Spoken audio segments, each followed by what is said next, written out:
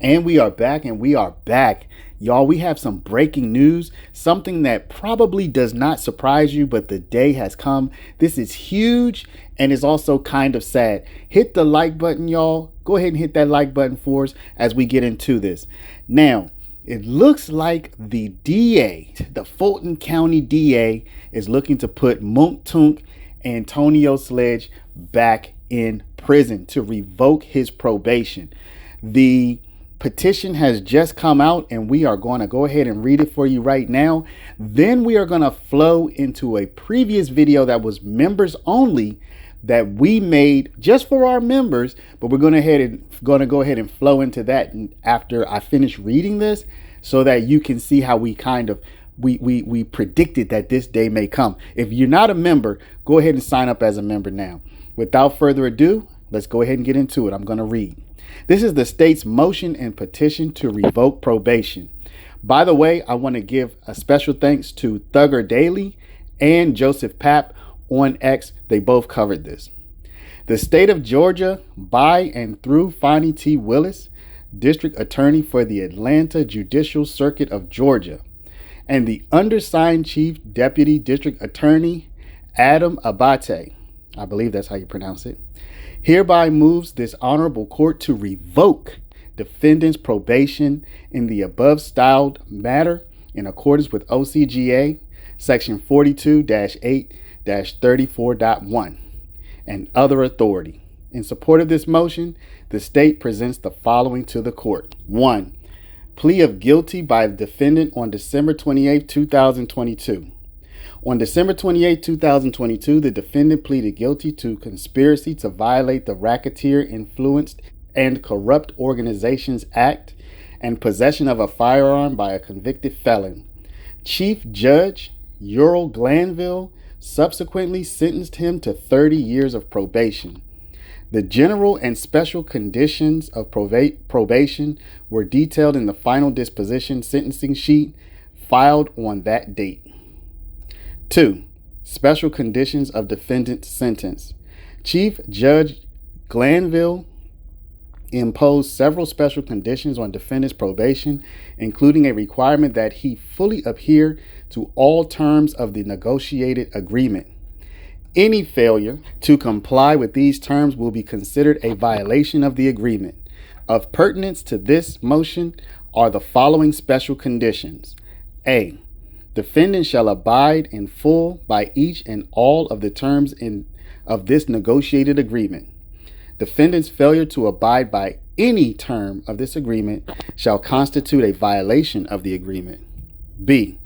Defendant shall testify truthfully about all matters relating to this case upon which he is questioned at any trial or judicial proceeding stemming from the facts alleged in this indictment. C. In accordance with testifying truthfully about all matters relating to this case, defendant acknowledges that each and all of the statements contained within the, quote, defendant's factual acknowledgments section of this agreement are true. D. Defendant shall testify truthfully about each statement contained within defendant's factual acknowledgments and any matters related to this case when asked to do so in any proceeding related to the facts alleged in this indictment. 3. Defendant violated special conditions of his probation. The defendant has violated all the special conditions of his sentence outlined above. On September 4th, 2024, he was called to testify in the trial of this case, with his testimony continuing through September 6, 2024, during which he underwent both direct and cross-examination. During his testimony, the defendant directly contradicted the special conditions of his plea agreement by disavowing the factual acknowledgments he had sworn were accurate and true during the plea hearing on December 28, 2022. At that time, he had the opportunity to correct or clarify any statements in the factual acknowledgement before affirming their truth under oath. He also confirmed that he fully understood the agreement and had discussed it in detail with his chosen attorney, Derek Wright. Most importantly, the defendant acknowledged that he understood that any violation of the special conditions of this plea agreement could lead to the revocation of his probation, with the district attorney recommending the maximum sentence allowed by law in the Georgia Department of Corrections. He confirmed both in writing and verbally that he entered into the plea agreement freely, knowingly, and voluntarily, without any force, threat, or coercion. It is evident that the defendant knowingly and willfully violated the special conditions of his negotiated plea agreement with the intent to disrupt the trial of this case. Therefore, the state of Georgia requests that this petition to revoke probation be scheduled for an evidentiary hearing and that the defendant be ordered to appear before this court to explain why his probated sentence should not be revoked in its entirety. Y'all, they trying to send Mounk Tounk back to prison for 30 years. They trying to send Mounk Tounk back to prison for 30 years. Let me know in the comments what you think about it. We're going to go right into this video that we made at that time about whether or not his agreement or his factual acknowledgments had been where they changed, or did he and his lawyer just overlook certain things? Like, what happened? We're going to flow right into the video. Again, this was members only. Just going to go ahead and add it here now because it's relevant. Become a member, y'all, so that you can get these videos in the future. Here we go. Let's get into it. And we are back, If you're watching this video, you are likely a member of ours. This is our first members only video. So as of last check, we have 4 members. Okay. We just started our membership program a couple of days ago. We have 4 members. So if you're one of those 4, or if more people have signed up since we released this video, thank you so much. I think you're going to enjoy this video. Now, the way this video came about is this. We released a YouTube short today, and it's doing really well. And it's showing Mounk Tounk's attorney, who is on the stand. He was on the stand today. He is saying that Mounk Tounk agreed to a factual acknowledgement that wasn't factual. Okay. So when the DA put forth this paper for Mounk Tounk to sign, in the original versions, this number 8, and you will see what number 8 is. It wasn't on some of the earlier versions, but it wound up on a later version. Now, when we uploaded this short, and I'm about to show you this short here so you can take a minute and see it, a lot of people started commenting that they think that the DA basically forged this number 8, kind of inserted it after Mounk Tounk agreed to it. I don't think that's the case, and there's one good reason why. As you're going to see in this video, District Attorney Love actually read everything out in open court that Mounk Tounk was agreeing to, and it's all recorded, and she read number 8 out, and he agreed to it in court. So even if there had been a document that maybe it wasn't on earlier versions, they get a later version, they just sign it without looking at it because they think it's the same document. You're going to see on this video, even if that were the case, still she read everything out loud, which would have made it more difficult for them to forge something because they're literally telling you before you sign what you're going to sign. Now, Mounk Tounk made it clear that he does not agree with this factual acknowledgement. So the fact that it was included still is problematic. It doesn't seem like it was included after the fact, after the signature. It was included before the signature, apparently, and you can be the judge when you watch this video. But the fact that they would include it at all, that the DA would include it at all, when Mounk Tounk tells them that this is not true, and they're making his agreeing to something that he's telling them is not the case, they're making that part of his plea deal. That seems problematic because the DA should be after the truth. Now, maybe they didn't take his word for it, but of course it has to do with his knowledge. So if he's saying, I did not know that, they can't really prove that he did. So it seems to me that this is a difficult situation for the DA. So first I'm going to play this short, and I'm also going to let you see some of the comments where people are suspecting that the DA has actually done some dirty business. So let's take a look. But where we went from 455Y, where it was not in there, and then it was in there, I don't know how it got there or how we missed it, because neither my client or I appeared to have realized it was there and it came in. Are you saying that you did not read this document before you all signed it? No, we read it and signed it. I can't dispute that. I can only say we missed it. So I'm going to continue to develop this as we scroll down the comments, and you will be able to see, I'm going to highlight places where people are just incredulous. They just do not trust or believe in the DA, and they believe it is actually possible that the DA would add in verbiage to a deal after the signature. They believe that the DA would get a signature on the deal and then go back and insert. So you can see here, it says, sounds like he's insinuating that somebody did some fancy work with the paperwork. They added it after another comment. So people are really suspicious of the DA, and it's gotten to the point where they just don't have any credibility with the public, which is a major problem. Here's another comment. I believe they added it after the fact. They changed it.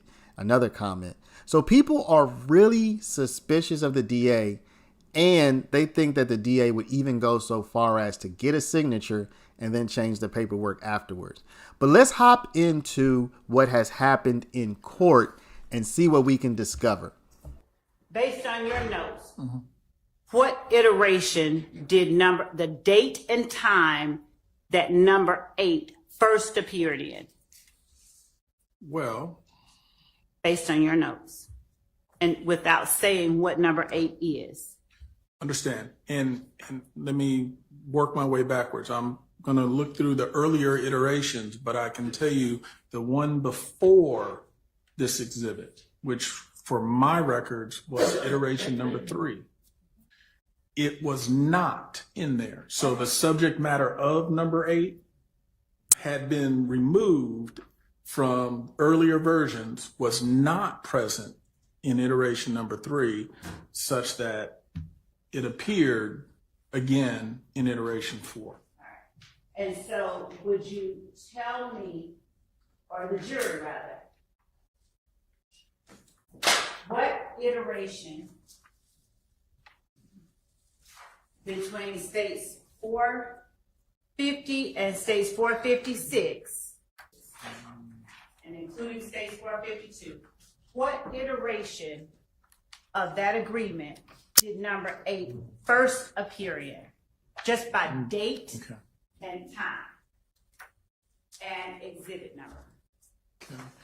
It was not in 451Y.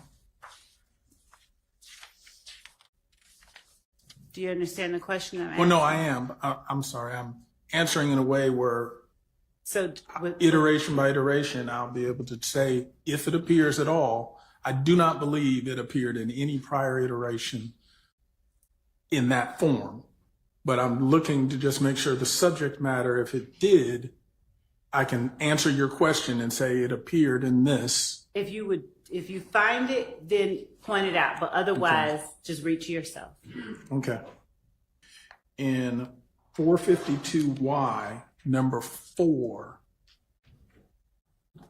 the subject matter of that appears. Okay. It does not appear in 454Y.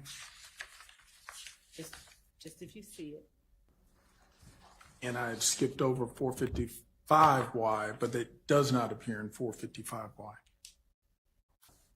So as you read over and initialed 18S with your client, I'll take these. Yes. Did you ever speak to the state about number 8? To the best of your recollection, did you request that number 8 be removed? No, I did not. I have no recollection of seeing number 8. I understand my client initialed it because I can see his initial. I also understand it may have been enunciated by the state at the plea, but where we went from 455Y, where it was not in there, and then it was in there, I don't know how it got there or how we missed it, because neither my client or I appeared to have realized it was there and it came in. Are you saying that you did not read this document before you all signed it?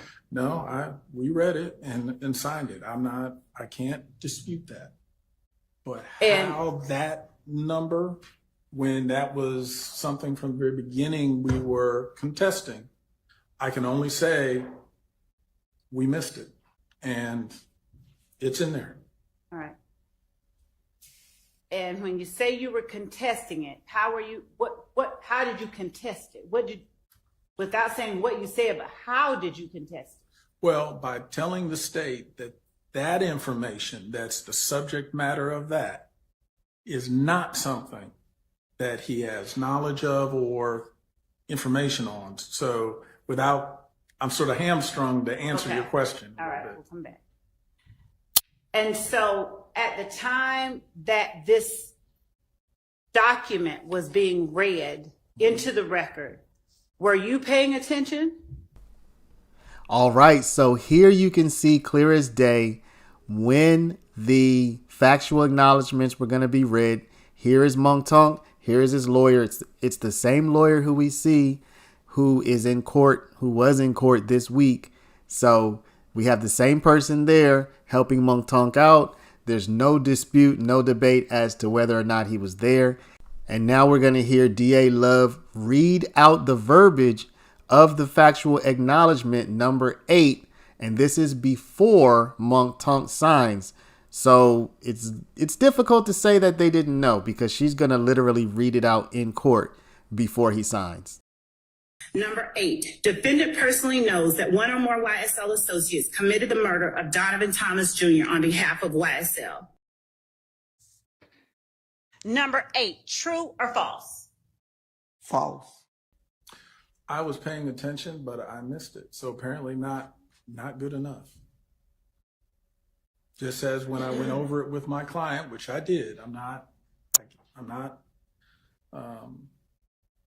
saying I didn't. But that is something that it sort of was a surprise of this trial for me, was that was in there. And how did we miss it? And when you speak of that was a subject matter, beyond it being something you referenced in,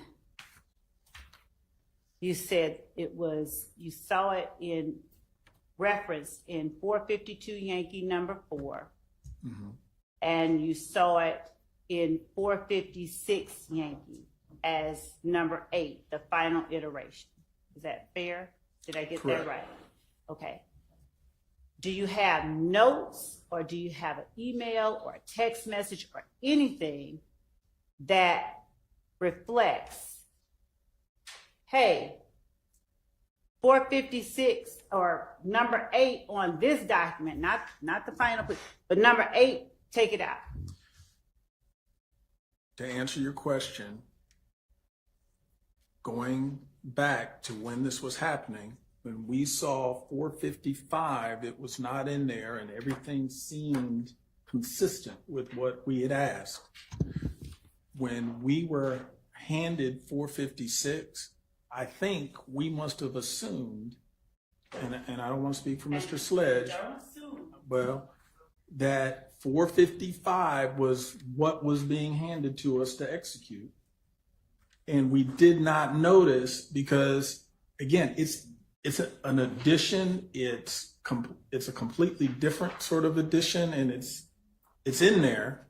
And again, I'm not disputing it is in there, but I can't explain to you how we missed what we thought we were signing, or what I thought we were signing, was 455, not 456 with that additional number 8 embedded in the factual allegations.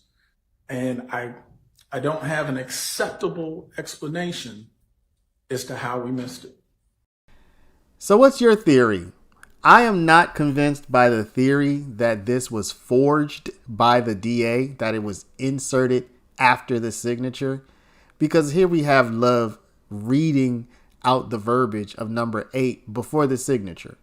So I'm not convinced by that. But I am more convinced that this was a forced deal, that it was a forced plea, and that even though Mounk Tounk and his attorney made it clear to the district attorney that there were certain parts, certain elements of this factual acknowledgement that were not true, that the DA insisted or finagled their way to getting these factual acknowledgments included and maybe didn't care if they were actually true. They just wanted to have this on paper with the signature so that they could use it against Thug. That's my theory. But again, I'm a spectator just like everybody else. So what do y'all think? For my subscribers and members, for my member scribers, let me know in the comments. And again, thank and appreciate y'all. And we'll be back soon with another members only video.